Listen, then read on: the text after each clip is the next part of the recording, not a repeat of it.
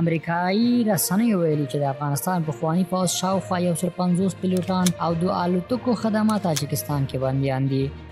نیویارک ټایمز ورځپاڼې د یکشنبې په ورځ د لاړم پر 14مه راپور ورکړی چې شاوخوا د افغانستان پوځ 150 پیلوټان او مرستندویه پیلوټان چې د سقوط په ورځ تاجکستان ته تللي وو دغه هیواد کې بنديان دي.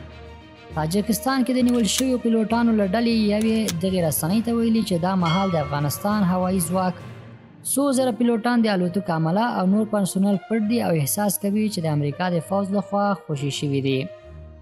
د نوموړي په خبره اوس مهال د پیلوټان او د هوایي ځواک کارکونکي او کورنۍ پټ دي او له جدي ګواښ سره مخ دي.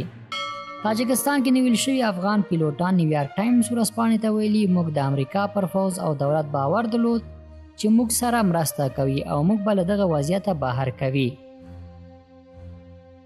لبلې خوا د پخوانی فوج یو غړي د ټلیفون لارې د رسنۍ ته ویلي 15 کال یې له امریکایي ځواکونو سره کار کړی او اوس مهال دی او نور همکاران یې دغه هیواد له یاده وستلي دي.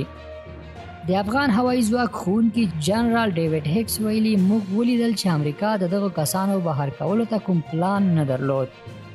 ورته مهال د امریکا د بهرنیو چارو وزارت ویلي د ټاکل شوي مهالویش له مخې تاجکستان سره د افغانستان پخوانی فوج د پیلوټانو بهر کولو په موخه منظمې اړیکې لري.